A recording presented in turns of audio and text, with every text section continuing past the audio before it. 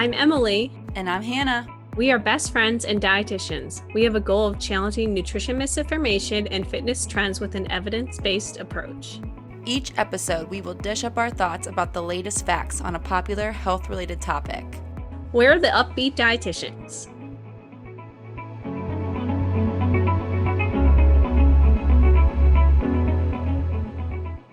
Hi guys, welcome back. Hi. Today we are diving into the keto diet. We're so excited about this one. This diet in general typically sends dietitians running for the hills, but we're going to do our best to provide our most unbiased opinions using scientific data. We always try to be open-minded when talking about new trends because it means that people are wanting to better their health. And so it's just not good to be judgmental when discussing this. We're going to try our best not to do that. Exactly. We want to come from it. We want to go toward this with the most scientific view as we can and just discuss what we know and what we researched and what current science is saying, and basically help clarify if there's any questions you might have or unfamiliarities with the keto diet. Yeah. So we're first going to jump into describing what the keto diet actually is. This is a diet that is super high in fat, about 65 to 75% of your calories from fat, super low in carbs, usually less than 5% of your calories come from carbs. And then it has a moderate amount of protein, about 15 to 20% of protein. And this is a little bit different from the normal, what's called AMDRs, the acceptable macronutrient distribution ranges. Those are much, much higher in carbs, about 45 to 65% carbs. And then similar in protein, actually, about 10 to 35% of protein, and then a lot lower in fat. So the carbs and fat kind of switch. The normal fat distribution is 20 to 35%. Yeah. And like we said, the biggest takeaway about the difference between the keto diet and your average individual's diet that we recommend is those carbohydrate distributions. And to accommodate for that, the keto diet will include foods that are really high in meat, fish, eggs, cheese, heavy cream, oils, nuts, avocados, seeds, and your low-carb green vegetables. And this is to really get that higher fat and protein intake. And then foods that typically ketogenic people or the keto diet will try to avoid or eat less of are grains, rice, beans, potatoes, sweets and desserts, milk, cereal, and fruits. So the biggest difference between a keto diet and a low carbohydrate diet is a keto diet will aim for about less than 50 grams of carbohydrate per day, which is like one meal for me. Yeah, I was trying to think of an example. That's maybe that's I can't think one either. A piece of bread is 15 grams of carbs. So yeah, so like a sandwich low. And a banana maybe. Yeah. And then when we would recommend a low carb diet for someone based on most likely a chronic condition, that's actually 50 to 150 grams per day. So as you can see, there's already a huge difference in just a low carbohydrate diet and then what an individual on keto might be consuming. So very drastic extremes there. And yeah. the biggest difference, or the biggest, I guess, reason for why people do the keto diet is because they want to put their body in a state of ketosis. And to actually put yourself in ketosis is very challenging. And if you have a cheat day or something, you're not going to actually be in ketosis. It'll take multiple days of being this extreme diet and extreme situation where your body will switch over to using ketones as more so the primary energy source rather than glucose.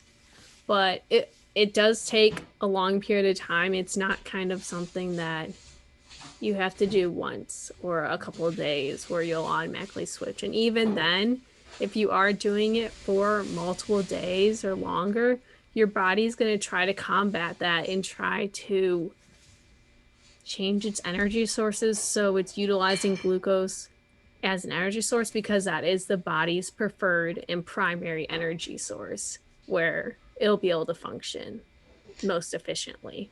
Yeah, that's why like often when you do start this keto diet, you feel like what's called the keto flu, and that often contain or is things like brain fog, fatigue, headaches.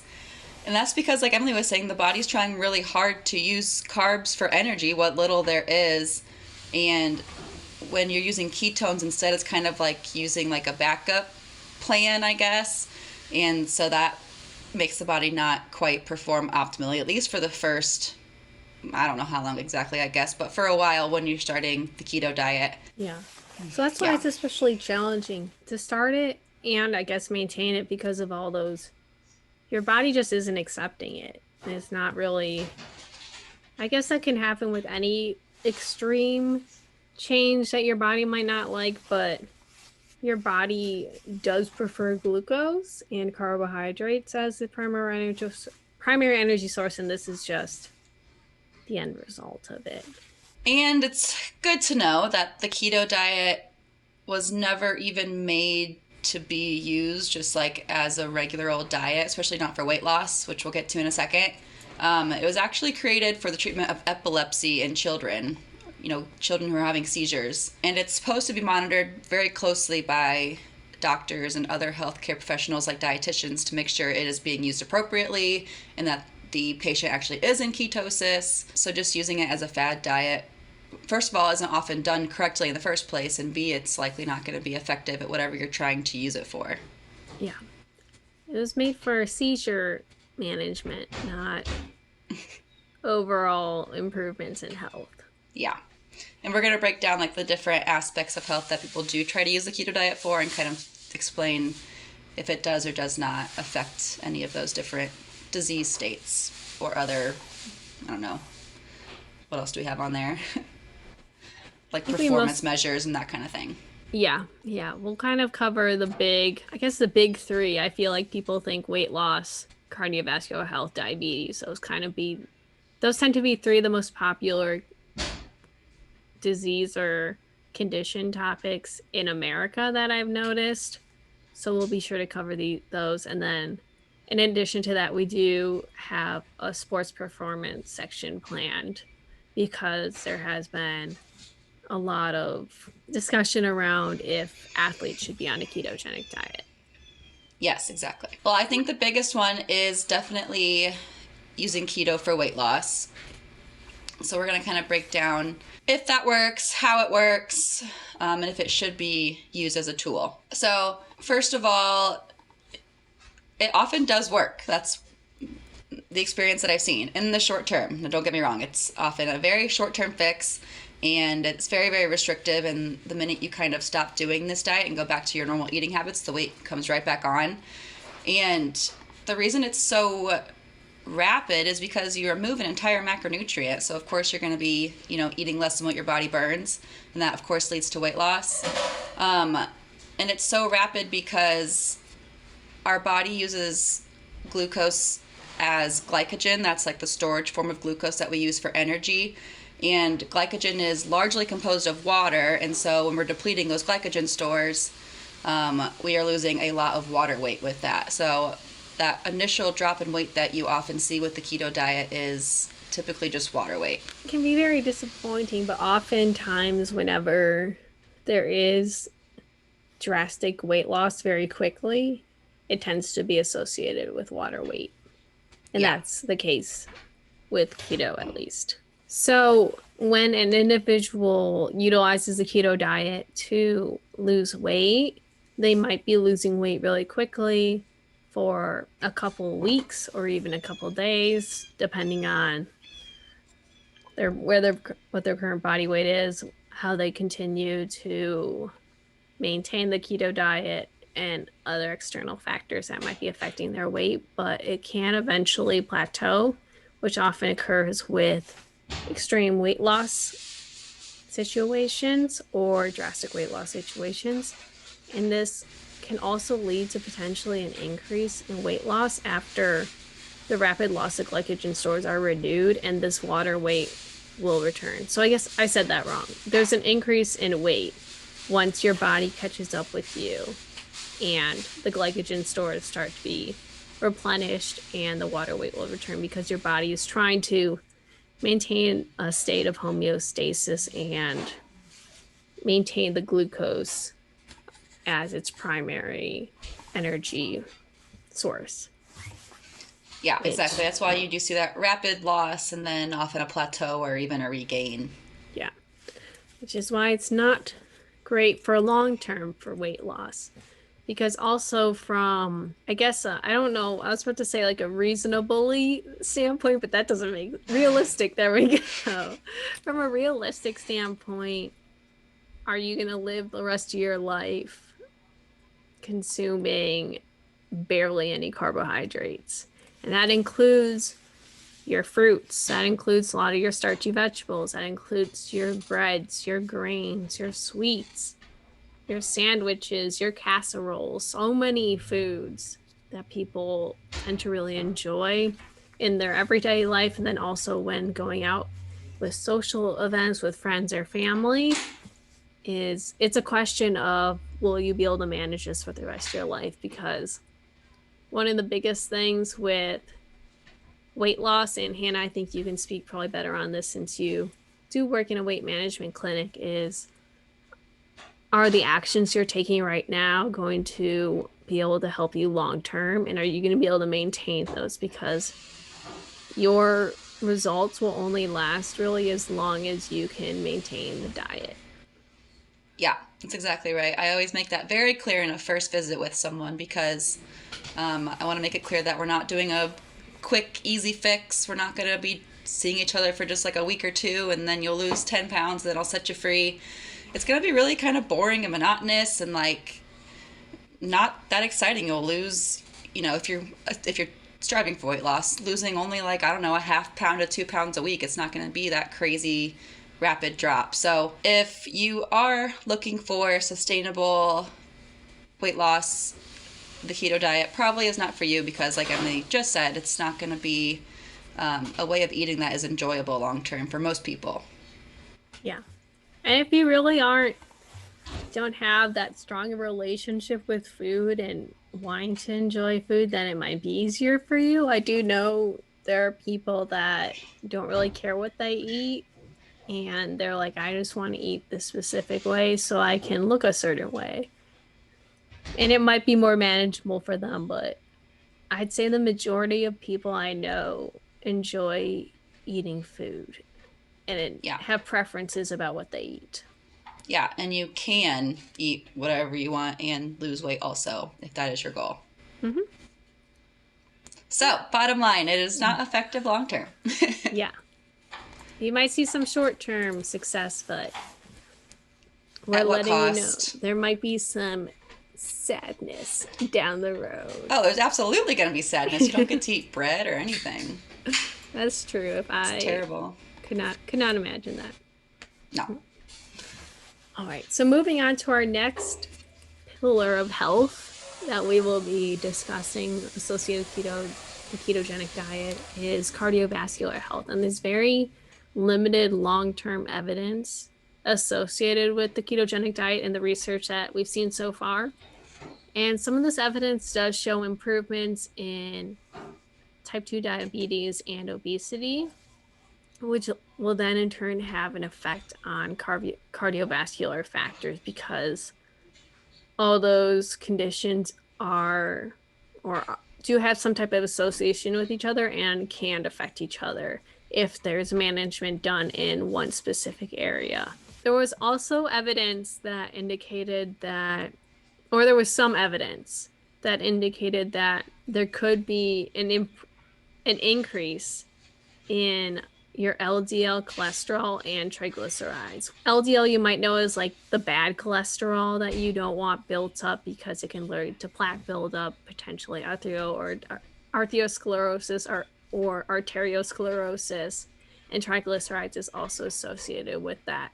And that's kind of if you've ever gotten a lipid panel done, which you most likely have at some point in your life, these are the two factors that affect this. So this is kind of a negative component that they've seen associated with cardiovascular health that isn't 100% concrete, I'd say, but there is some evidence that does indicate you could be at risk of worsening your lipid panel, which is not good. Yeah. Yeah. And I do want to touch real quick also on how, like what at the beginning of all this, you were talking about how some evidence does show improvements in type 2 diabetes and obesity. But again, it's important to remember that those are just short-term results that are being seen. There hasn't really been any long-term studies showing that this keto diet helps with diabetes and obesity, which then helps with cardiovascular disease. So far, there is not a lot of evidence leaning towards it being a good thing. In the long term. In the long term. Short term, sure. Yeah, fine. But long term, no, probably not. Yeah. So speaking of diabetes, type 2 diabetes, like I was just getting at, the keto diet has been shown in the short term to help with improved blood glucose levels and also A1C. I know where I work, some doctors do tell their patients to follow the keto diet, which is very frustrating because that's a dietitian's job to do. And then they often come to me and my coworkers, my other dietitian coworkers, and they're very confused about why we often don't recommend it. So it is still just not really agreed upon. The effectiveness is not really agreed upon on different providers at this point. It's kind of just certain providers have different thoughts and opinions and uses of the keto diet. But anyway, the studies are pretty controversial. Some data does show improved blood glucose levels and some don't. It's not really definitive at this point. Yeah. Not really a fun answer, but that's science. Yeah. Yeah. And they're still doing more research on it. So in a couple years or so, we'll definitely know more. And that might not be what you want to hear right now. But we're just giving you what we know at this moment. Yeah. Science. Science. So then the next section we are going to talk about is keto diet related to sports performance, which is personally one of my favorite parts because I feel like oftentimes sports performance isn't just the professional or collegiate athlete. It's also your individual self. If you work out often or exercise and you want to change your diet to improve your athletic performance, as well as if you have body composition goals in mind, stuff like that. And kind of one of the biggest things we've seen keto talked about is a loss of lean muscle, or I guess people talked about more so loss of fat. That was what they were aiming for with the ketogenic diet. But we actually found that there's research to show that when you're on keto, you could experience losses of muscle mass, which we don't want you to be doing because you need muscle. We don't want you to not have any muscle. Keeps your metabolism up, keeps your bones strong by being able to work them respectfully and efficiently. And this muscle mass is made up primarily of protein, water, and glycogen. So it's difficult to determine if the lean body mass loss is related to the restriction of protein or carbohydrates. When you're working out, your carbohydrates are not only your primary source while you're living your everyday life, but especially when you're exercising because it relies on your glucose system or your glucose system. I'm trying to think of the different systems. I know I'm tapping into my inner like HK classes. I know there are like three systems. I think there's an ATP creatinine cycle. It's been a while. Bear with us.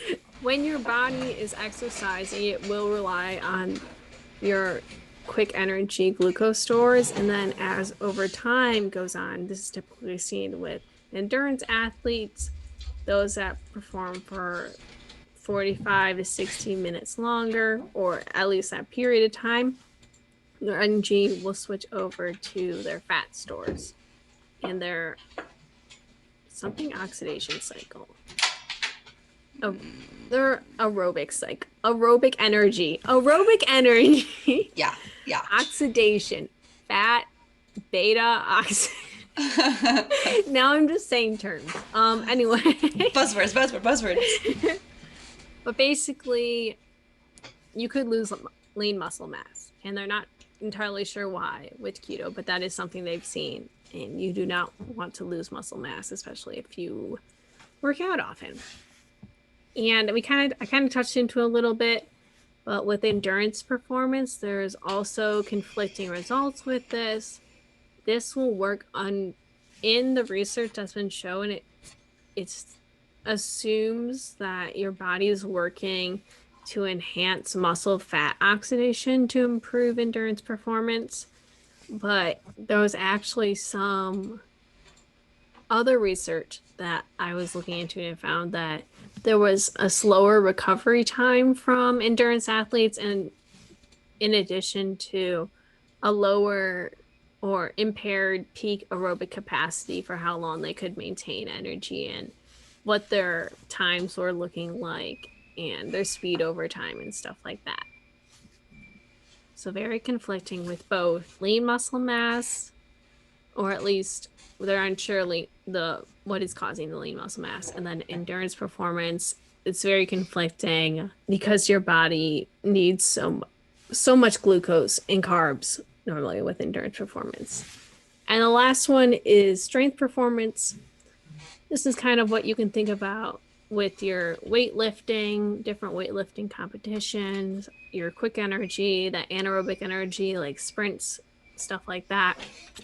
And they found that individuals who followed a keto diet had a lower peak power in the Wingate test, which is a measurement test of how efficient someone can utilize a certain amount of energy and power in a certain amount of time. And it's normally focusing on that shorter term quick energy. And then they also found that individuals on keto diet have lower average power too. So overall for sports performance, it's not looking very good for the keto diet at the moment. So at the time, we can bring on a sports dietitian on here in the future as well. But the research shows that keto will not have any significant improvements on your sports performance or athletic performance, and it could potentially be detrimental and negatively affect it. Yeah, carbs are just way too important for like literally all types of exercise, whether it's more aerobic or anaerobic. So keto probably isn't the best bet. Even though we're being unbiased, keto still is not sounding too great. I know. I'm not going to use any personal experiences. Not that I've gone on keto ever, but we're leaving that out. We're speaking facts. Facts. Hashtag facts. Hashtag science. Well, speaking of us talking about how we're not bashing on the keto diet, the next section is the negatives of the keto diet. So I'm sure we could find negatives about every diet, though. That's very true. I already had mentioned the keto flu, that first initial like brain fog and things that you get when you do start this diet, just because of the your body trying to work super duper hard to function without a nutrient that it's usually functioning with. So that is the first big negative of the keto diet. Second one is pretty big, and I hear this one a lot as well, and that's constipation. The major thing we're missing out on with the keto diet, along with carbs, is fiber, which is a carb. And we're not having those foods like fruits and veggies and beans and whole grains that do have all that fiber in there. So I hear all the time from patients and clients that have done keto that they say how constipated they've been. And it's pretty hard to get back from that too, is what they always tell me, which is no fun. No. I also love when I talk about patients and clients' poops and then eat lunch 10 minutes later. It's always a good day at work. Just dietitian things. Yeah. Don't ever be afraid to talk about your poop with me, because I literally won't even be fazed by it. Yeah. It's kind of a norm. Yeah. Another negative of the keto diet that we found is protein is very limited related to this method in the body called gluconeogenesis, which is the production of glucose from, or it's a production of new glucose from non-carbohydrate sources. And this is when the body will use protein if there isn't if there's insufficient carbs, which will lead to a loss of muscle mass and can affect your metabolism, because when your body is experiencing macronutrient metabolism, the first priority is utilizing glucose as an energy store. And it'll go through like glycolysis, Krebs cycle, and electron transport chain, all that fun stuff to produce ATP. But if there isn't enough glucose, then it's going to start turning to those other macronutrients, and protein's one of them. And we need protein already for so many other different factors, such as like tissue synthesis, your normal metabolism. I'm blanking on like everything else, but protein is very important. I know we've talked about this in a previous episode, but by taking away protein and utilizing it for a system or a function that it doesn't normally do, we are depriving it of its primary functions, and that's what can lead primarily to muscle loss of muscle mass is the biggest one. Yeah, so people think of the keto diet as being just low in carbs, but it also has to be just like moderate protein. Because if protein is too high, then the body won't get into ketosis because it's using protein instead of fat through gluconeogenesis. Ketosis is literally like the last resort. Our body does not want to be using ketones for energy. So this is just truly not optimal for the body, but that is why protein also has to be kind of limited. And it really is just fat is kind of the main source of energy that you're eating. It's hard to achieve. Since you are eating such a high fat diet, oftentimes high cholesterol levels in the blood, high triglyceride levels in the blood can also be an issue, because when you're eating a keto diet, it's hard just to eat those unsaturated fats, the healthy fats in the body. You are also often eating a lot of saturated fats. So like our butter, I'm sure you've heard of the bulletproof coffee, which just sounds disgusting. But anyway, I always see keto people doing like bacon and eggs, which nothing wrong with that, but just a lot of saturated fat there. And if you're doing that all day, every day, it can definitely do, a little bit of dirty work to your arteries. Yeah, which will lead to other health issues, which we don't want. Yeah. The last kind of bit which can result from any extreme restriction diet is disordered eating. And this is disordered eating is a prelude normally into eating disorders. It's kind of the biggest difference between eating disorders and disordered eating is eating disorders are diagnosed conditions by a doctor, and then they'll typically work with a registered dietitian and a therapist in addition to a behavioral health team. And this is a disease normally of the mind.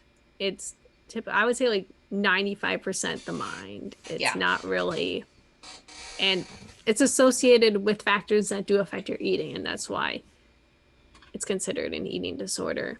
But disordered eating are habits that aren't diagnosed, but they can be risk factors leading to eating disorders, and they're very common, unfortunately, especially because of how normalized dieting is. But by restricting your body so much with a keto diet, it can lead you into obsessing over your health, obsessing over what you're eating, restricting yourself unnecessarily, thinking that, or even like taking your emotions out on food, stuff like that.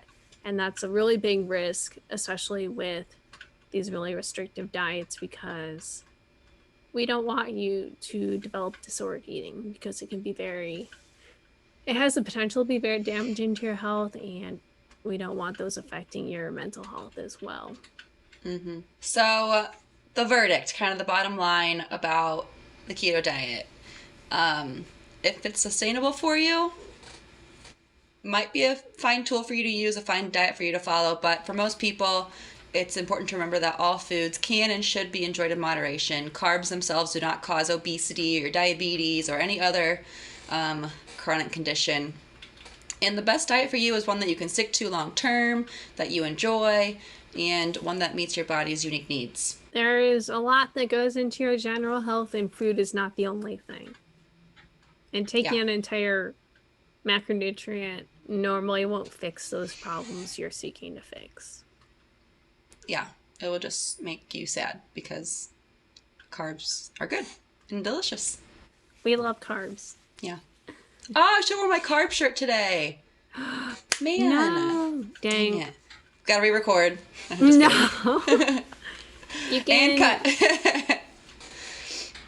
You wear for another one. We'll have another one. It has to do with carbs. I'm sure we'll discuss carbs more than once. Yeah. Yes. Cool. Okay, should we get to the bonus question? Yeah.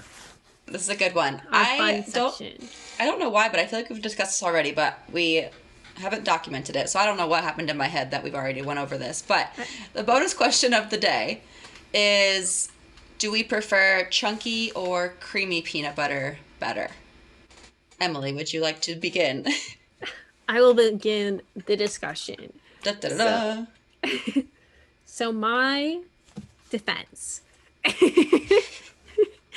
is I prefer chunky peanut butter because I don't really like peanut butter as it is. And I know that's very I know. Like I like peanut butter, but I don't like eating it a lot. And I think that's because I don't like peanut butter and jellies, which is another. What? I think they're the boringest food in the world. How has this not come up before? What? I don't know. I never ate as a child, I didn't like peanut butter and jelly. I ate sandwiches with deli meat or mustard and stuff like that. I didn't like PB&Js. My mind is blown. If you would have told me this when I first met you, I don't know that we would be here today still talking. I'm just kidding. But seriously, that's mind blowing. Yeah. So when I typically do eat peanut butter, it's peanut butter on waffles or peanut butter toast. And I like having the crunch in it. But I also couldn't tell you the last time I eat peanut butter. So that's why, it's been months since I've eaten peanut butter. Which is weird. I use it sometimes in, making sauces and stuff or marinades. But then I use normally, creamy. Because I don't want chunks of peanut butter in my whatever sauce. My mind is blown. I literally had peanut butter this morning. I had peanut butter on the reg. I know that's very normal. People love putting that on breakfast and oatmeal and stuff like that. I have 4 jars of different kinds in my cabinet. I love peanut butter. I love looking at the jars. I just don't. That was not the question. I know. Tune in for next week's episode where we discuss if you like looking at jars or not. That's a controversial one. Okay. Sorry. Okay, wait. Your turn. Okay. I love all peanut butter, and it actually depends on what I'm using it for, but my go-to is usually creamy. That's what's usually in the house. But I do like to use crunchy for a little bit more texture, kind of like what you were saying. I guess on a PB&J, I'd probably choose creamy. Probably creamy.